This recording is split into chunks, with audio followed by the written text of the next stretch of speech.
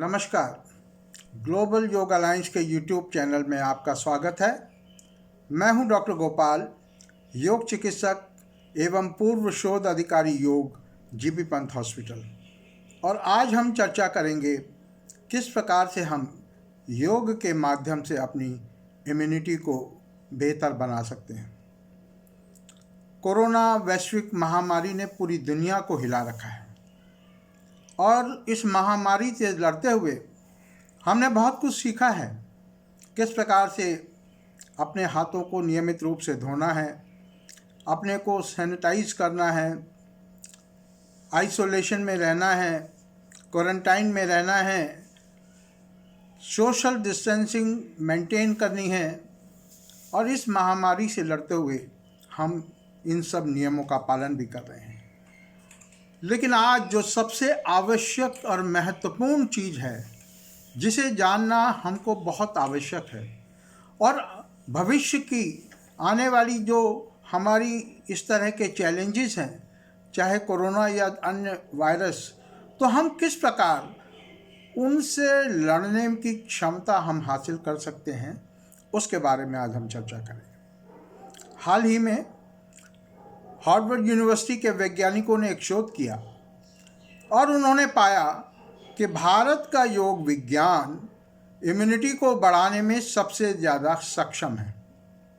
हमारे ऋषियों ने, मनीषियों ने हजारों वर्ष पूर्व इस योग पूरे मानव जाति के लिए लेकर आए और उसके अंदर ऐसा एक विज्ञान छुपा है जिसके माध्यम से मानव न केवल अपने शरीर को स्वस्थ रख सकता है, बल्कि इस प्रकार के कितने भी वायरस हों उनसे लड़ने की क्षमता हासिल कर सकता है। हम सब जानते हैं कि यदि हमारा डिफेंस मैकेनिज़्म स्ट्रांग है तो ये वायरस हमारा कुछ नहीं बिगाड़ सकता। आइए आज हम चर्चा करते हैं।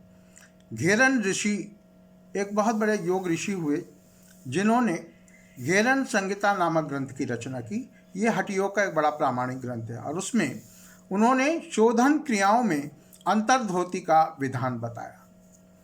4 प्रकार की अंतर्धोती: वातसार, वारीसार, अग्निसार और बहिष्कृत। आज हम जानेंगे वातसार क्रिया के बारे में। वात का मतलब होता है वायु। आप ध्यान से देखें और बहुत ही सरल क्रिया है। यदि हम ये क्रियाएं करेंगे, इसका अभ्यास करेंगे, तो हम अपनी इम्यूनिटी को बहुत मजबूत बना सकते हैं। हमारे शिष्य जसवंत सिंह आपके सामने ये क्रिया का प्रदर्शन कर रहे हैं। सबसे पहले आप किसी भी आसन में, ऐसे जो ध्यान का आसन है या सुखासन, उसमें आराम से बैठ जाएं और जिस प्रकार कौवा अपनी चोंच जो उसकी लंबी होती है, उसी प्रकार की आकृति हमने अपने होठों की बनानी है। आप आश्चर्य करेंगे कि इसके बाद हम क्या करेंगे। हम इस प्रकार से कौवे की चोंच की तरह आकृति बनाकर वायु को पिएंगे। है ना अद्भुत बात। ये केवल योग विज्ञान ही वायु को पीना भी सिखाता है। देखें, इस प्रकार से अपने होठों का आकार बनाइए और फिर अपनी वायु को, जो बाहर की वायु है, उसको हम अपने पेट के अंदर भरेंगे, लंबा गहरा सांस लेते हुए यथाशक्ति।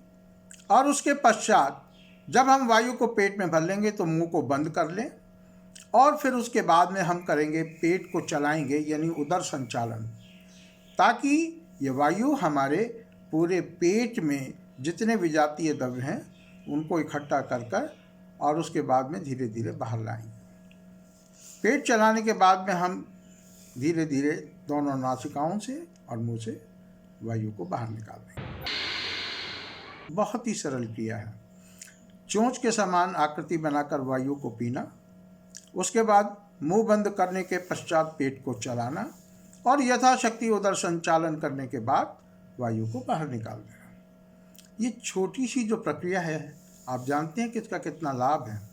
ये हमारे फेफड़ों की क्षमता को बढ़ाती है, हमारी लंग्स की वाइटल कैपेसिटी को बढ़ाती है।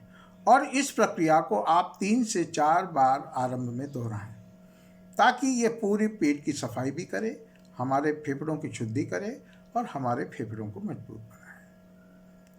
अगले सत्र में हम ऐसी ही एक और क्रिया के बारे में जानेंगे।